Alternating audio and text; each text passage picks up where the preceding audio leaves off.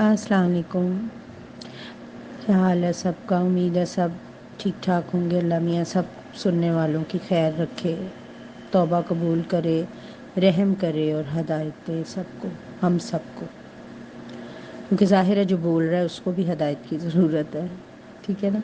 اب آج کل ایک اور بہت بڑی بات ہے کہ ہر بات کے پیچھے یہ میری نیچر ہے، میری تو نیچر یوں ہے، یا اس کی نیچر یوں ہے. اچھا، یہ فرق میں واضح کر دینا چاہتی ہوں نیچر اور عادتوں میں. نمبر 1، اللہ تعالیٰ نے انسان کے اندر اپنی روح پھونکی، اسے اپنی فطرت پہ بنایا. تو پھر اس کا مطلب یہ ہے کہ ہماری نیچر تو بہت اچھی ہے کیونکہ وہ اللہ کی ہے. تو پھر ہم بری نیچر کے کیسے ہو سکتے ہیں؟ تو یہ فرق سمجھیں کہ نیچر بہت اچھی ہوتی ہے، ہماری عادتیں خراب ہوتی ہیں. ٹھیک ہے نا، جن کو بدلا جا سکتا ہے. بہت سے بائی برتھ سوشل پرابلمز، ارد گرد انوائرمنٹ، لوگوں کے ساتھ تعلقات، حالات، چیزیں مل ملا کے ہماری عادتیں خراب کر دیتی ہیں یا اچھی کر دیتی ہیں. ٹھیک ہے.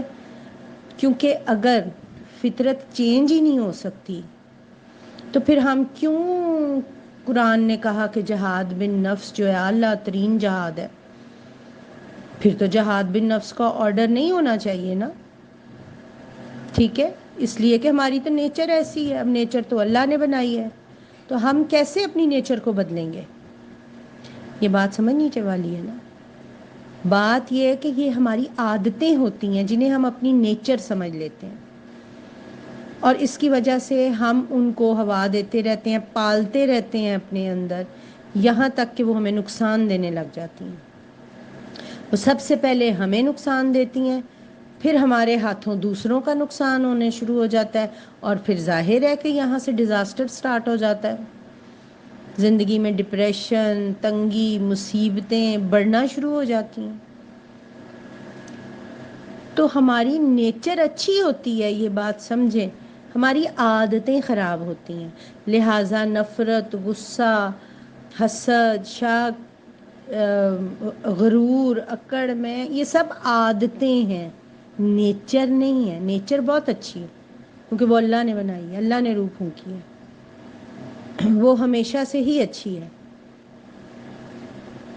تو اگر ہم قرآن کو پڑھیں اور اس پر عمل کریں تو ہمیں پتہ لگے گا کہ ہر چیز میں فلیکسیبلٹی، ہم اپنے آپ کو بدل سکتے ہیں.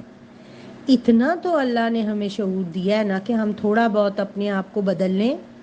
نہیں سارا نہیں، چلو تھوڑا ہی صحیح بدلیں تو صحیح نا اپنے آپ کو. تو جس طرح لوگ کہتے ہیں جی سانپ کی فطرت ہے نا کاٹنا، تو جو انسان سانپوں کی طرح وہ کاٹنے سے باز نہیں آ سکتے، ان کی فطرت ہے. ارے انسان اور سانپ میں بہت فرق ہے. اللہ نے یہ نہیں کہا کہ میں نے سانپ اپنی فطرت پہ نعوذ باللہ پیدا کیا، اس نے کہا انسان کیا. تو انسان ہی اپنی عادتیں بدل سکتا ہے. تو پلیز فطرت کو مت کوسیں. نیچر بہت اچھی ہوتی ہے. جب ایک بچہ پیدا ہوتا ہے وہ بالکل معصوم ہوتا ہے، اسی لیے تو اس کو کہا ہے کہ بچہ پاکیزہ ہے، معصوم ہے. کیوں؟ اگر وہ بد فطرت لے کے پیدا ہوا ہے تو پھر وہ معصوم تو نہ ہوا نا. لیکن وہ چونکہ معصوم اللہ نے پیدا کیا، کیونکہ اللہ معصوم ہے، پیار کرنے والا ہے، رحم پسند کرتا ہے، مامتا ہے اس کے اندر، تو اس نے انسان میں بھی یہ خوبیاں ڈال کے بھیجا ہے. اس لیے بچہ جب تک شعور سے بیگانہ ہوتا ہے معصوم ہوتا ہے. ٹھیک ہے نا. اب اس کو انوائرمنٹس، اس کی اپنی سوچ، حالات، واقعات اس کی عادتوں کو خراب کرنا شروع کر دیتے ہیں. عادتیں اس کے اندر بلڈ اپ ہونا شروع ہو جاتی ہیں. اسی لیے تو کہتے ہیں کہ ماں کی گود بیسٹ تربیت گاہ ہے، کہ اس وقت بچہ بھی بالکل کوڑا کاغذ ہوتا ہے. تو وہ جو ٹریننگ اس کی ہوگی نا، وہ اس کی آگے چل کے طبیعت، اس کی نیچر، اس کی عادات کو بنائے گی. تو لہٰذا سب بے فکر ہو کے پوری کوشش کریں کہ اپنی عادتیں بدلیں. یہ کوئی نیچر نہیں ہے. نیگیٹو جتنی بھی عادتیں ہیں نا وہ عادتیں ہیں، فطرت نہیں ہے. ہماری فطرت اللہ پہ ہے، پازیٹیو، پیار کرنے والا، رحم کرنے والا.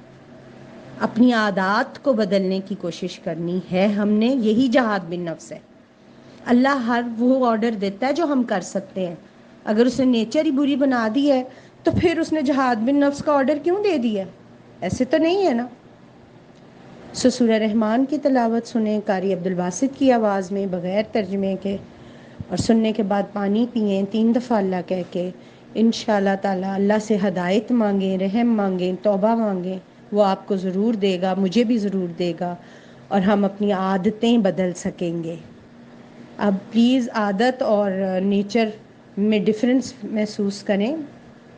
نیچر بہت اچھی ہوتی ہے، عادتیں خراب ہوتی ہیں، جو کہ ہم بدل سکتے ہیں. ساری نہ صحیح، کچھ صحیح. ٹھیک ہے نا. تو ہر کوئی اپنے دل میں یہ اپنے لیے، دوسروں کو جج نہیں کریں، اپنے لیے یہ وعدہ کریں کہ ہم اپنی نیچر کے اندر سے، ہم اپنے اندر سے اپنی عادتیں ضرور بدلیں گے. ٹھیک ہے. اللہ حافظ.